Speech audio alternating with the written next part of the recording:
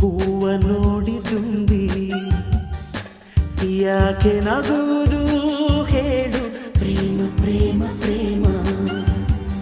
ದುಂಬಿ ಹೂವ ಜೇನ ಹೀರಿ ನಾನು ನಿನ್ನ ಪ್ರೀತಿಸುವೆ ಎಂದು ಹೇಳಿ ನಾಚಿ ಹೋಯಿತು.